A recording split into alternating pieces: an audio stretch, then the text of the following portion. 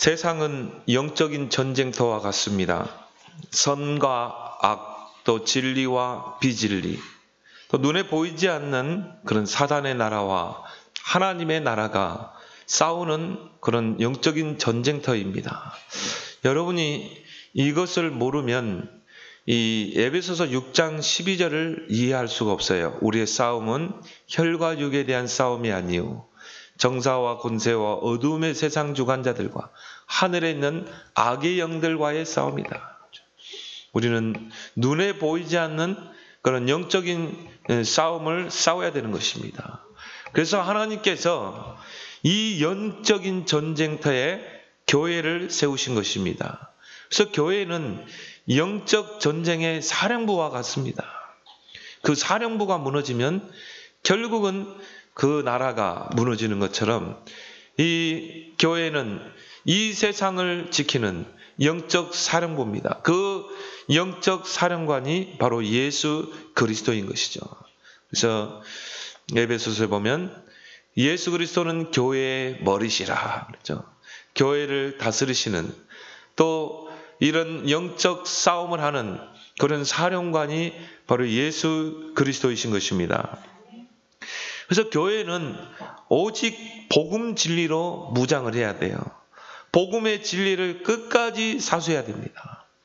이 교회 안에 이 사단이 침투하게 되고 세상 이론이 침투하게 되고 복음이 희석되면 어떻게 돼요? 교회는 아무 힘이 없어요. 거의 무장 해제 수준입니다. 교회가 무너지면 세상도 무너지게 돼 있어요. 그래서 이 교회가 무너지면 어떻게 됩니까?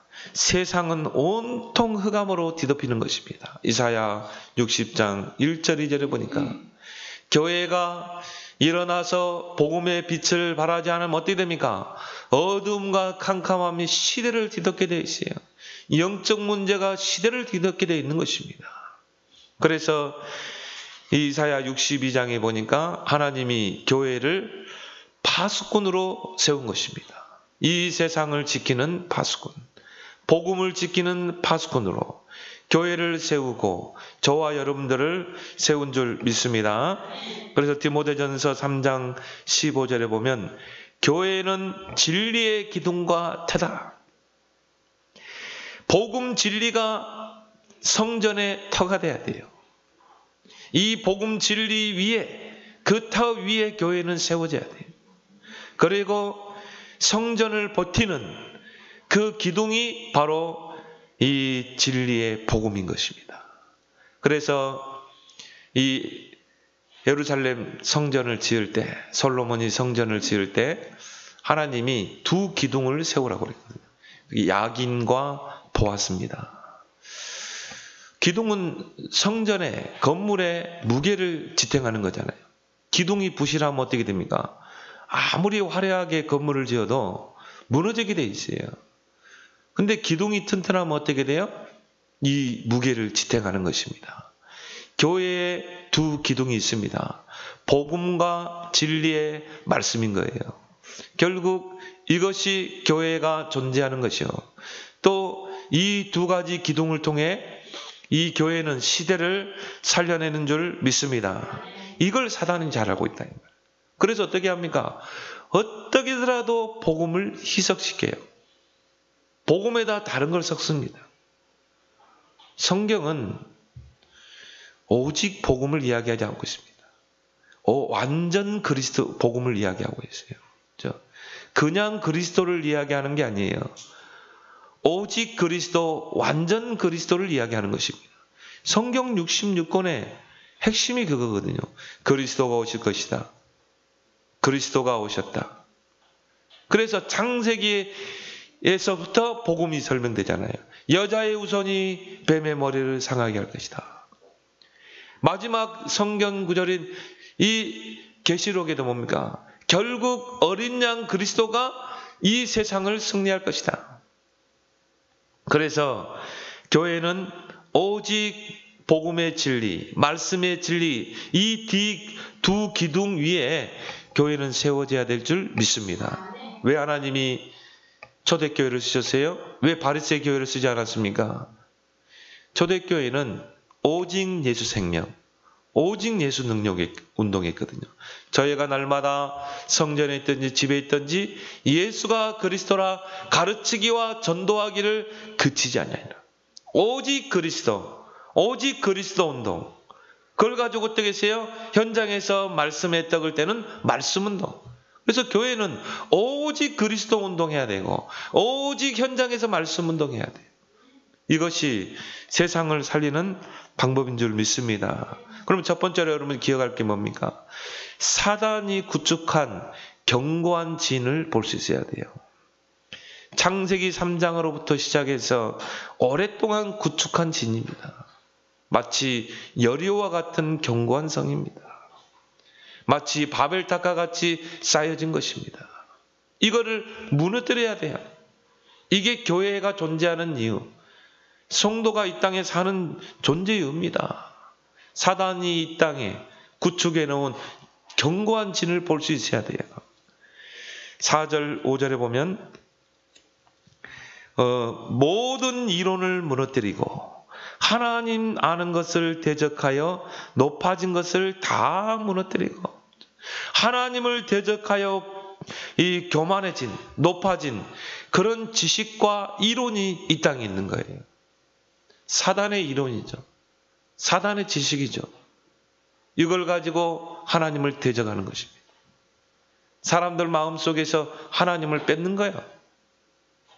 사람들 마음속에 그 하나님을 두기를 싫어합니다. 하나님의 지식, 복음의 지식을 두기를 싫어합니다. 이게 말세의 현상이에요. 제가 신학교 다닐 때 철학을 공부해 봤어요. 그래서 철학은 자연주의 철학, 관념 철학, 또 실존 철학, 또 실증주의 철학, 그리고 나온 게 포스트 모더니즘입니다. 그러니까 내가 이 철학을 딱 공부하면서 야, 이 철학 안에는 하나님이 없다. 철학은 인간의 근본 문제에 답을 주지 못한다. 철학의 발전사를 쭉 보면서요. 철학이 인간의 답을 줄 수 없다는 증거가 뭡니까? 포스트 모더니즘이거든. 그거는 뭐냐? 기존의 모든 것을 다 바꿔버리는 것입니다. 하나님의 순리를 영리로 바꿔버리는 이게 포스트 모더니즘입니다. 그래 기존의 모든 것에서 빠져나오라는 거예요. 이런 사상들이 지금 우리 주위에 있거든요. 하나님의 순리를 영리로 바꾸는 이런 이론과 지식들이 있거든요.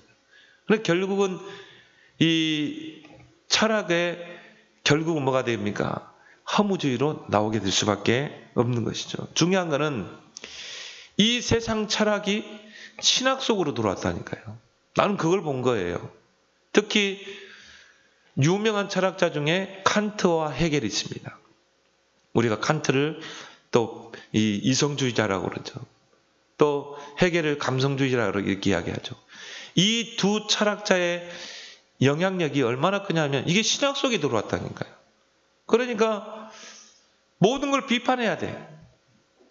그래서 순수 이성 비판, 이게 이제 칸트의 철학의 이 핵심 아닙니까? 모든 걸 비판해야 돼, 일단. 그러니까 이건 절대라는 게 없어요. 모든 걸 상대적으로 보는 것입니다. 이게 신학 속에 들어왔어요. 헤겔의 그 철학이 신학 속에 들어왔다니까요. 그래서 헤겔의 이 변증법적 철학이라고 그러죠. 이게 정의라 이 말이에요. 그러면 이거를 절대 진리로 보지 않습니다. 반드시 비판해야 돼요. 그러면 그 반대 걸 봐야 돼요. 정반. 반대 거를 생각해 보는 것입니다. 예를 들어서 태초에 하나님이 천지를 창조하시니라. 그게 철학자들에게는 그게 정답이 아니에요. 반대 걸 보는 거예요. 그래, 저 자연 현상을 보니까 원숭이가 인간처럼 하거든요. 아, 그래? 그러면 우리 조상이 원숭이네? 창조가 아니고 진화론이네? 진화된 거네?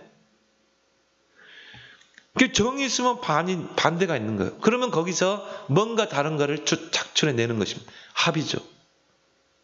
이게 교회 안에 침투에 들어오고 신학 속에 침투로 들어왔거든요. 저는 철학을 공부하면서 이걸 봤어요. 복음이 먼저가 아닌 철학이 먼저 들어가서 각인된 것입니다. 여러분, 이런 신학자들 많습니다.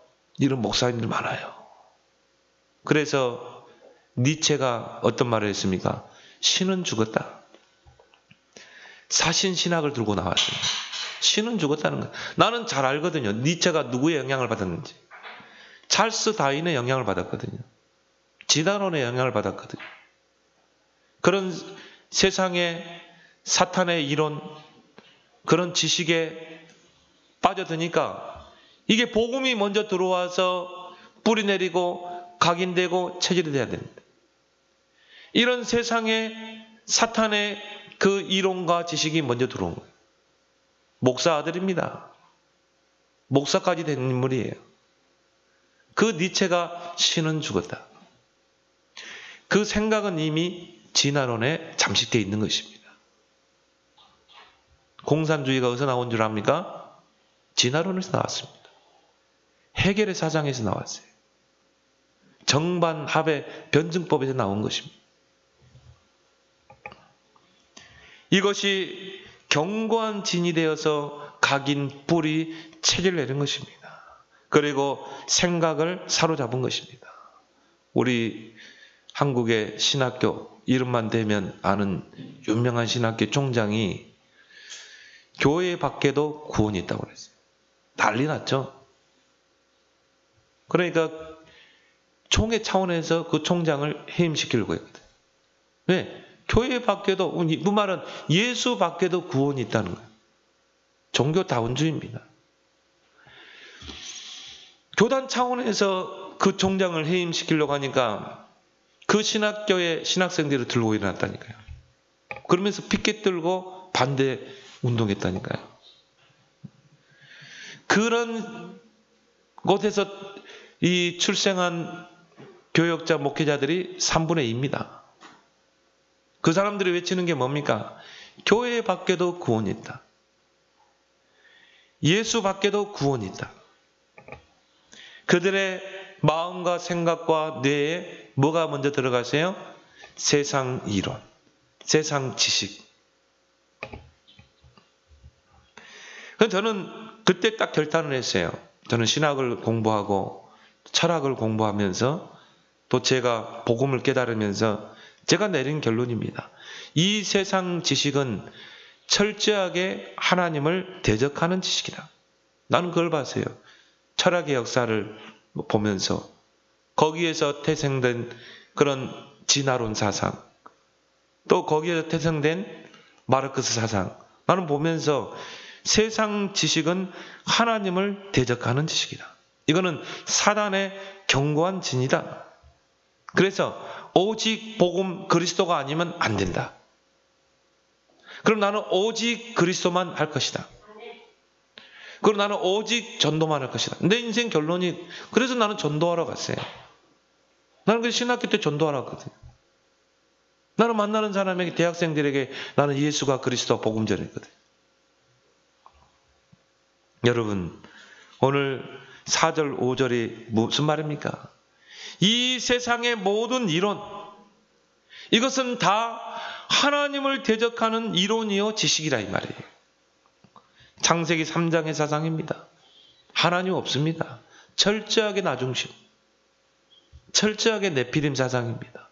네피림 사상은 쉽게 말하면 사단의 이론과 사상이래요. 그리고 바벨탑 사상입니다. 하나님 없이 우리의 성과 대를 하늘 끝까지 쌓자. 이게 바벨탑 인본주의 사상 아닙니까? 거기서 나온 게 공산주의 이론 아니겠습니까? 결국 찰스 다윈의 진화론에서 나온 것입니다. 그 영향을 받은 헤겔이 변증법 사상을 만들어냈거든. 거기서 영향받은 인물이 독일의 칼 마르크스입니다.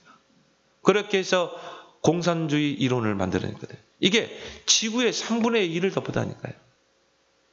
그게 대학가로 침투해 들어온 거예요.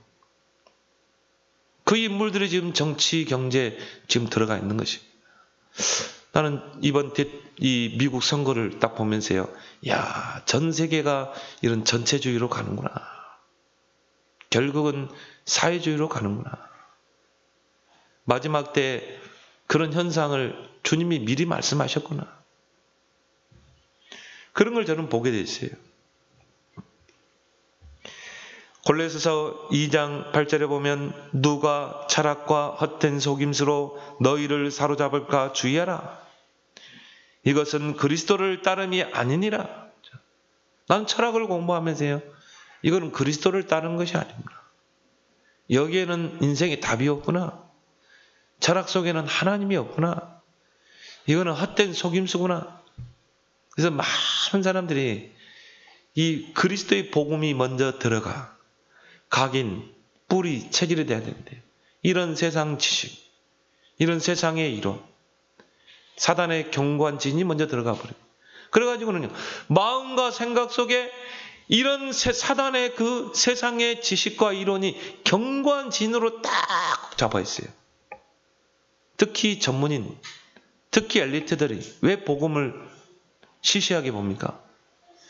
이 사단의 견고한 진이 그 마음과 생각 속에 딱 자리 잡고 있거든요. 그걸 우리가 또 틀이라고 그러죠. 그걸 보고 우리가 고정관념이라고 그러죠. 자기만의 고정관념에 틀이 딱 있어요. 그거 참 깨기 힘듭니다. 이 복음이 들어갈 틈이 없는 거예요. 왜요? 사단의 견고한 진이 딱 갇혀 있기 때문에. 이런 사람 특징은 다른 사람의 그 말을 쉽게 받아들이지 않습니다.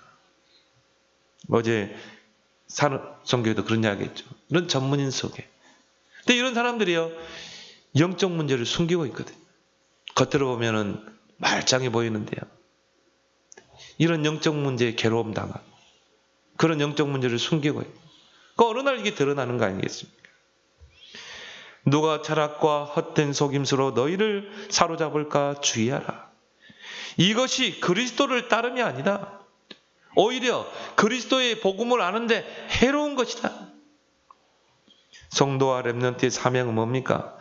이 사탄의 견고한 진치를 무너뜨리고 그리스도의 깃발을 꽂는 것, 하나님의 나라를 이루는 것, 이것이 우리의 사명이요 교회의 사명인 줄 믿습니다. 특히 렘넌트의 사명은 뭡니까? 이 세상에서 이 복음 가지고 서밋 자리에 올라가서 이 복음으로 시대를 살리는 것, 복음으로 시대를 치유하는 것, 복음으로 시대를 회복하는 것, 렘넌트 7명의 특징을 보니까 특징이 뭐였어요? 다 서밋으로 올라갔거든요. 복음으로 시대를 살렸잖아요. 치유하고 회복했잖아요.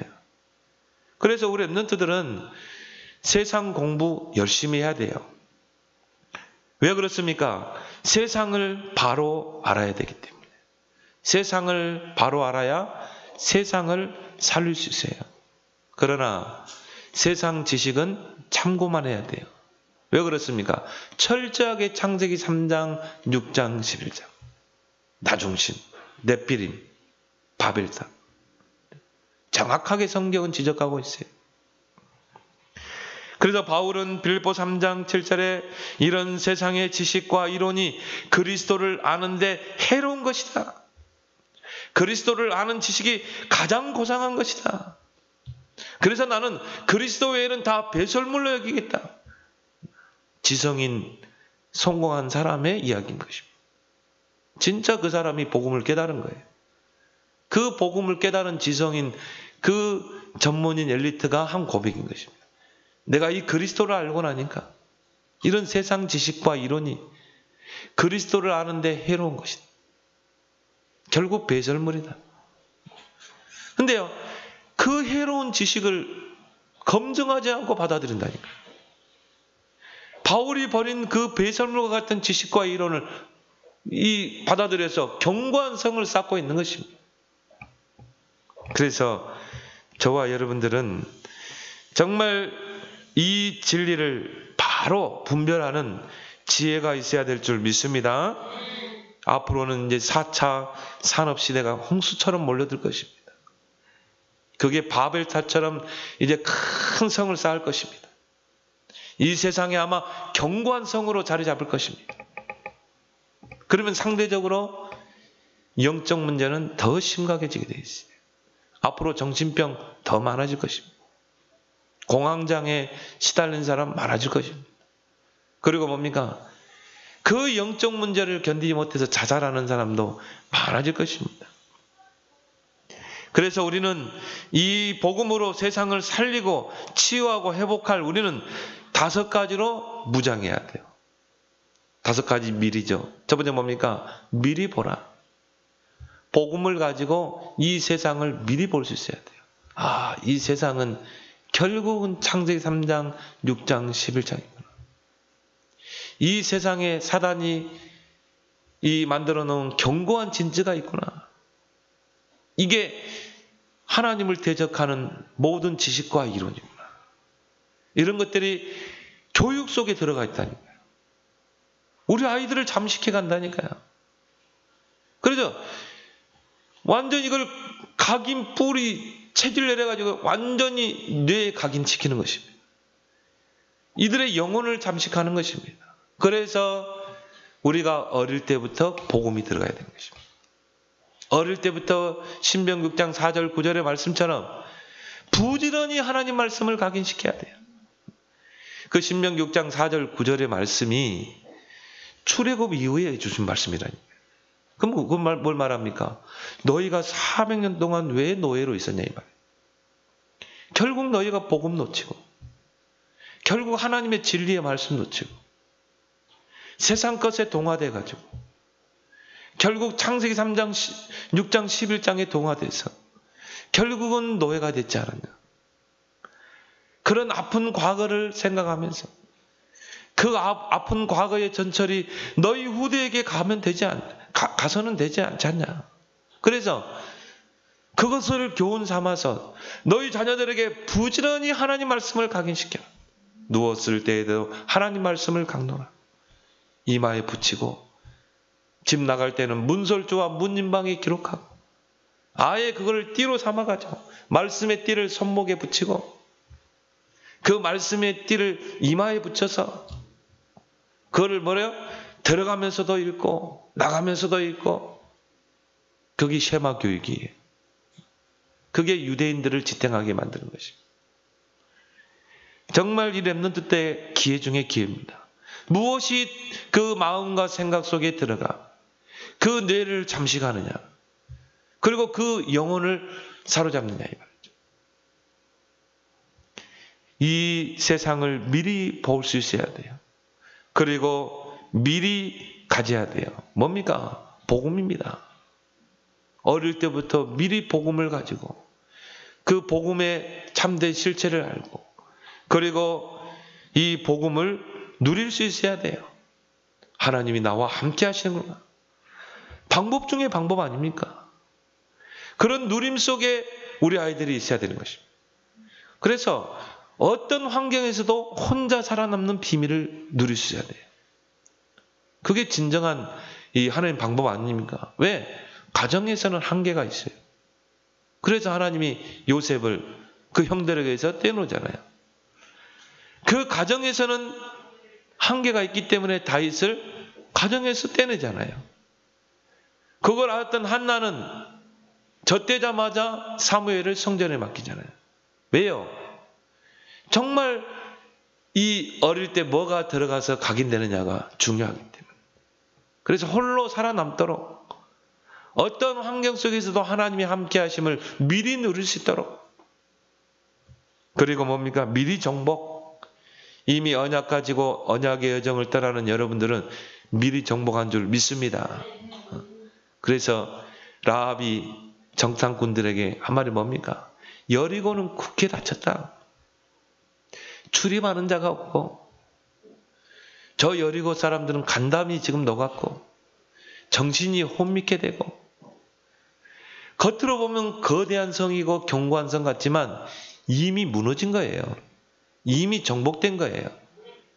여러분이 이 세상을 사실대로 보고 여러분에게 주신 이 복음을 미리 갖고 하나님이 나와 함께 하시는 그 함께 하심의 임마를 미리 누리고 있으면 미리 정복할 줄 믿습니다.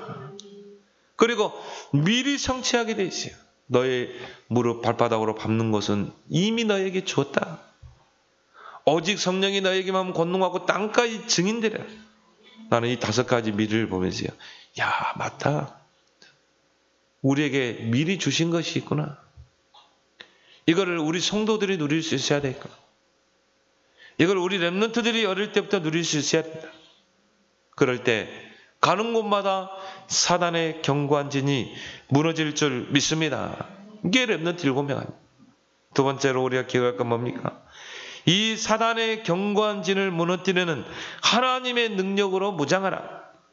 그래서 오늘 4절에 우리의 싸우는 무기는 육신에 속한 것이 아니요 오직 어떤 견고한 진도 무너뜨리는 하나님의 능력이라. 어떤 사단의 견고한 진도 무너뜨리는 하나님의 능력. 이 하나님의 능력을 가진 자가 정치계에 들어가면 어떻게 돼요? 어떠한 사탄의 견고한 진도 다 무너뜨리게 돼 있어요. 이 하나님의 능력으로 무장한 사람이 저 정치계에 들어가면 어떻게 됩니까? 경제계에 들어가면 어떻게 돼요? 사단의 견고한 진이 무너지는 것입니다. 그 하나님의 능력 중 능력이 바로 예수 그리스도인 줄 믿습니다. 고린도전서 1장 24절에 하나님의 비밀인 그리스도는 뭡니까? 하나님의 지혜요 능력이니라. 하나님의 지혜요 하나님의 능력이 바로 예수 그리스도인 것입니다. 그래서 오늘 여기에 하나님의 능력을 개역성경에는 하나님의 강력이라고 그랬어요. 강력한 파워라. 사탄의 견고한 진을 무너뜨리는 강력한 파워가 뭡니까? 예수 그리스도의 복음이라. 모든 이론을 무너뜨리는, 이 세상에는 얼마나 많은 이론이 있습니까? 다 하나님을 대적하는 이론이에요. 다 하나님 없는 이론입니다. 이런 모든 이론을 무너뜨리는 능력이 바로 예수 그리스도. 하나님을 대적하여 높아진 것을 무너뜨리는 그 강력한 파워가 그리스도 안에 있는 것입니다. 그러면 이 예수 그리스도로 담난 자가, 예수 그리스도로 무장한 자가 가는 곳마다 사단이 무릎 꿇게 돼 있어요. 가는 곳마다 사단의 견고한 진이 무너지는 것입니다. 로마서 1장 16절에 이 복음은 모든 믿는 자들에게 구원을 주는 하나님의 능력이 됩니다. 그래서 여러분들은 복음으로 완전 무장하길 바랍니다. 이 복음이 말로만 복음이 아니라 오직 성령과 능력과 큰 확신에 데살로니가전서 1장 5절에 보니까 이 복음이 여러분에게 뭐가 돼야 돼요? 능력이 돼야 돼. 이 복음이 복음의 능력으로 무장하면 거기에 성령이 역사하게 돼 있어요. 그리고 이게 큰 확신이 돼야 돼.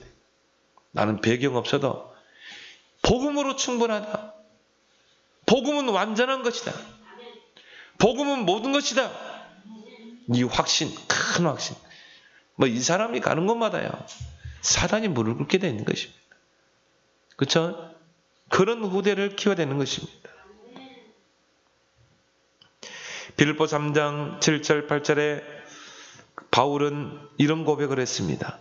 그리스도를 아는 지식이 가장 고상한 지식이라. 고상이란 말은 뭡니까? 최고, 최상. 그리스도를 아는 지식이 최고. 그리스도 예수를 아는 지식이 최상의 지식. 근데 바울이 원래는 이런 사람이 아니었거든요. 바울은 지성인입니다. 헬라 철학의 박사입니다. 또 가말리엘 문화생입니다. 세상적으로 성공한 자예요. 근데 복음 없는 종교인이었어요. 복음만 모르는 거예요. 복음이 먼저 들어가 각인돼야 되는데 세상 것이 먼저 각인된 거예요. 이런 사람들의 특징이 뭡니까? 숨은 영적 문제를 가지고 있습니다. 성공한 엘리트일수록 그렇죠. 그래서 고린도 후서 12장에 보면 자기 안에 육체의 가시가 있다고 그랬죠. 그걸 사탄의 가시로 봤거든요. 그건 쉽게 말하면 영적 문제가 있었어요. 그걸 가지고 바울이 생명 걸고 3번 기도하잖아요. 그러니까 성공한 엘리트들이 영적 문제를 숨기고 있어요. 그럴 수밖에 없죠. 왜? 그 마음과 생각 속에 사단의 견고한 진이 딱 진치를 치고 있는데 영적 문제 올 수밖에 없어요. 근데 고상한 영적 문제, 겉으로는 표시 안 내는, 혼자 힘들어하는 영적 문제 많습니다, 여러분. 이 인물이 바로 바울이었어요. 그러니까 교회를 핍박할 수밖에 없죠. 예수 믿는 사람 잡아들이는데 앞장설 수밖에 없죠. 이 바울이 다메섹으로 교회를 잔멸하기 위해서 가다가 거기서 그리스도 앞에 무릎을 꿇게 된 것입니다. 그리고 그 바울이 거기서 그리스도를 만난 후에 모든 것이 다 해석된 거예요. 아, 그렇구나.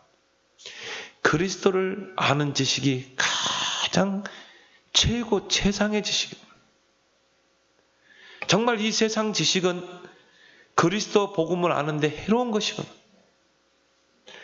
나는 이 그리스도를 아는 지식이 최고의 지식인 것을 깨달았기 때문에 나는 모든 것을 배선물로 여기겠다. 내 인생 그리스도께 붙잡히고 나는 그리스도께서 부르신 그 부름의 상을 이제 향해서 달려가노라.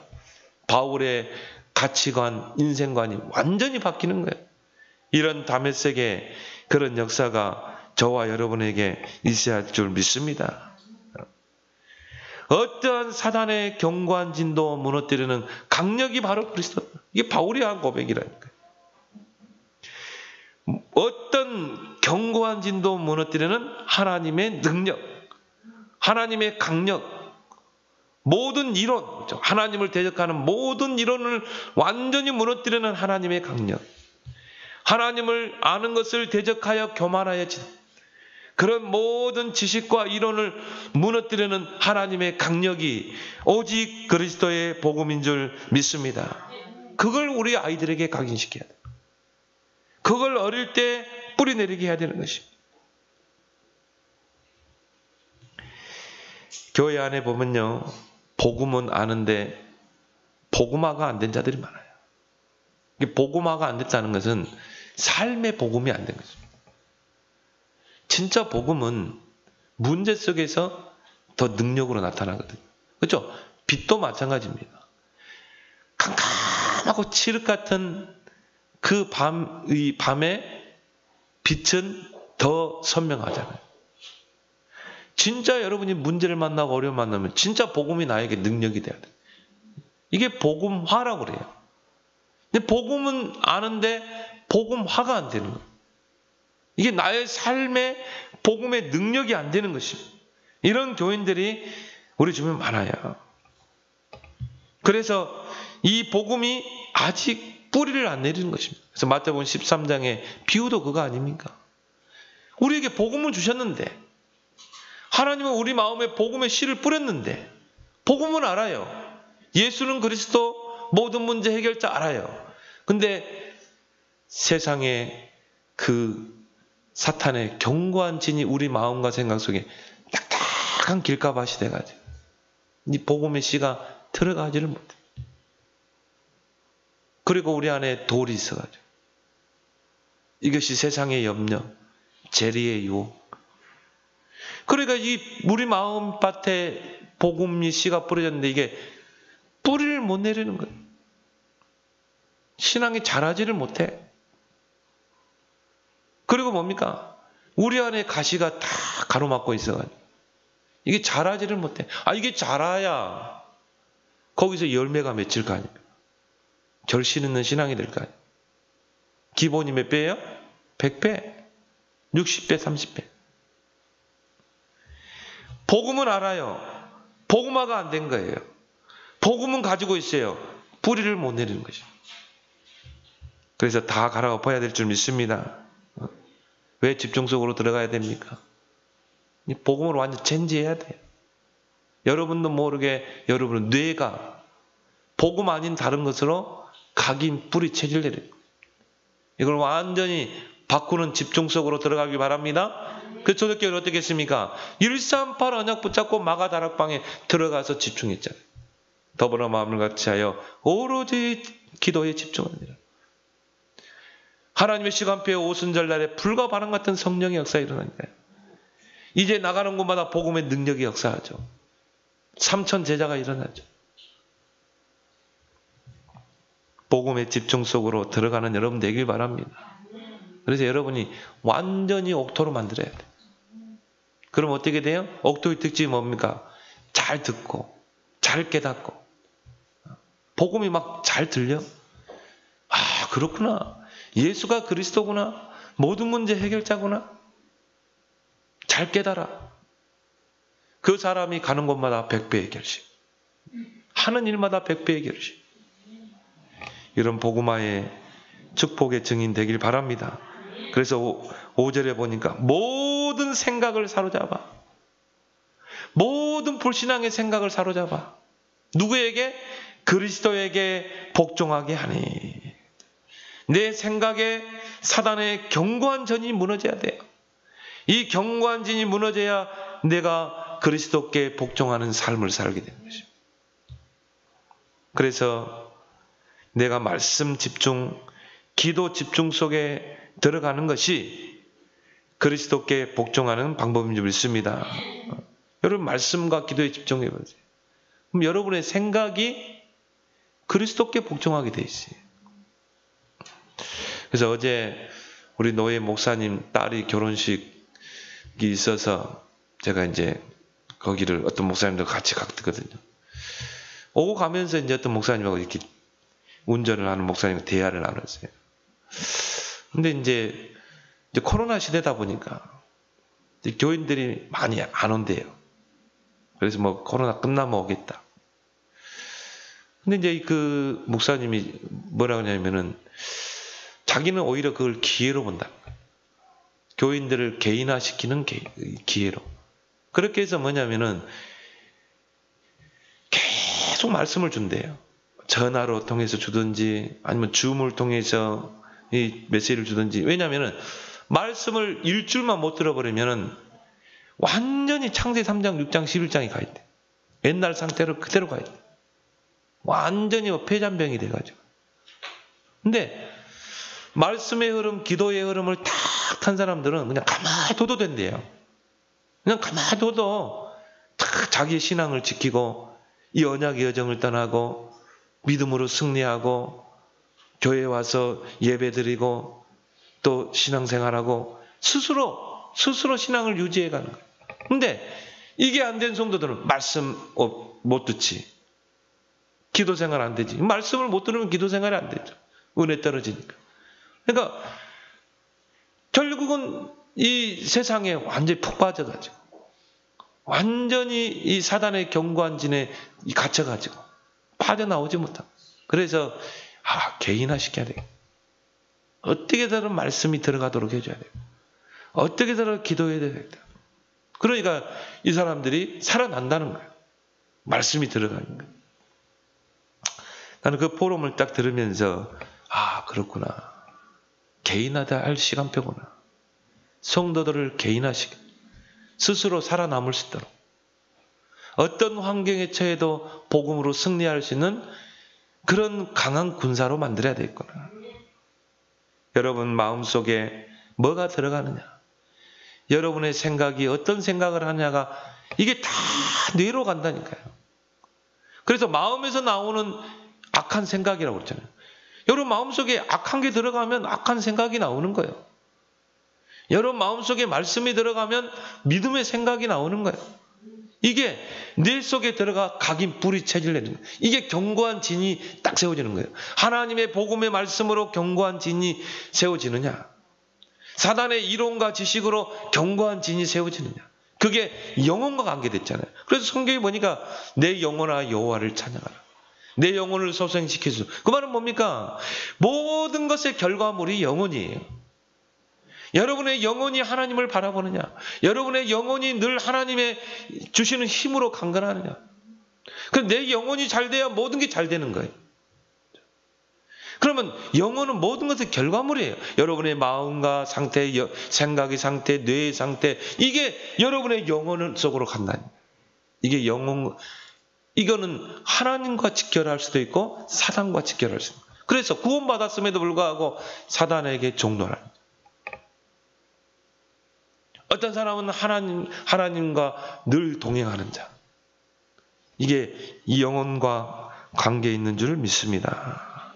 그래서 히브리서 4장 12절에 하나님의 말씀에 집중해라. 그래서 어떻게 해요? 그 말씀이 나에게 살았고 운동력이 있는 말씀이 되도록 헌정 관자고소를 찔러 쪼개도록 그만 우리의 마음과 생각과 뇌와 영혼을 다 치유하고 찌르고 다 바꿔버리는 거죠. 말씀의 능력인 줄 믿습니다. 빌보 4장 6절 7절 뭡니까? 기도의 집중 속으로 들어가라.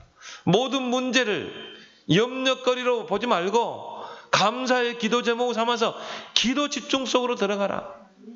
모든 지각에 뛰어난 하나님의 평강이 그리스도 예수 안에서 너희 마음과 생각을 지키시리라. 앞으로는요, 위기 시대가 올 겁니다. 앞으로 영적 문제 시대가 올 것입니다. 그게 제4차 산업시대.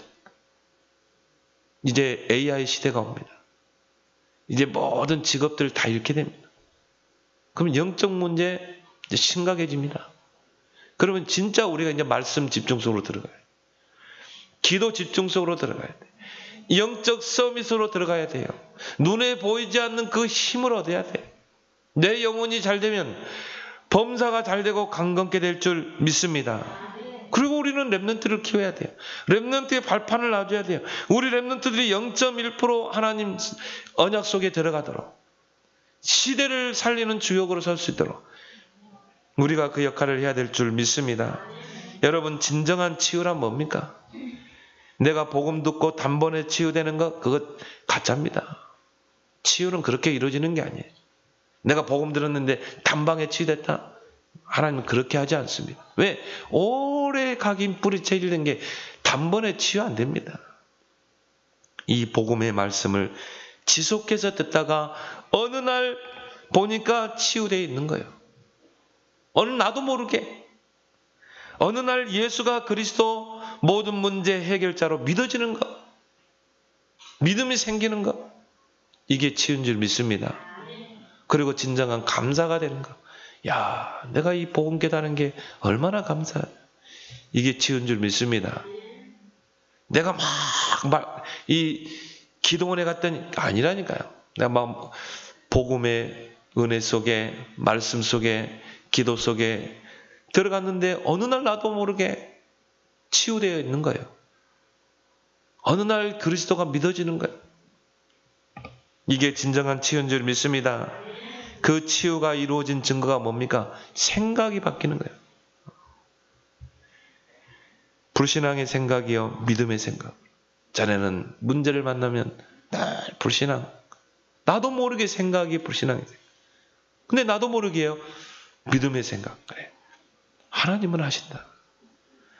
나와 함께 하시는 그 하나님은 능력의 하나님 아닙니다. 내가 그런 생각을 해야지 아닙니다. 나도 모르게 생각이 박혀 있는 거예요. 부정적인 생각이 긍정적인 생각으로. 부정적인 사람 있잖아요. 나도 모르게 그런 것들이 들어와 각인됐기 때문에. 이런 것들이 이제 긍정적인 생각으로, 복음의 생각으로, 틀린 생각이 훌륭한 생각으로. 하나님은 하실 수 있다. 내게 능력 주시는 자는 내가 모든 걸 할 수 있느니라. 이런 훌륭한 생각. 그걸 보고 우리가 믿음이라고 그러죠. 이때 사단이 무릎 꿇게 되죠.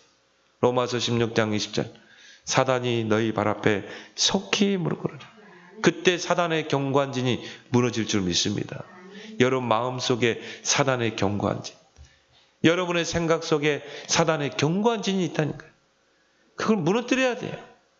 그 무너뜨리는 강력이 오직 그리스도 복음인 줄 믿습니다. 마지막 결론은 뭡니까?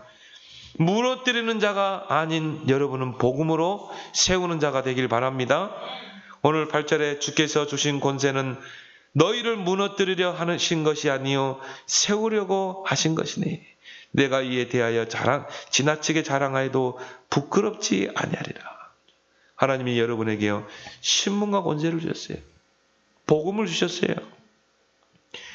우리에게 주신 이 복음이 얼마나 귀하고 능력입니까? 근데 자칫 이 살리는 복음이 죽이는 칼이 될 수 있어요.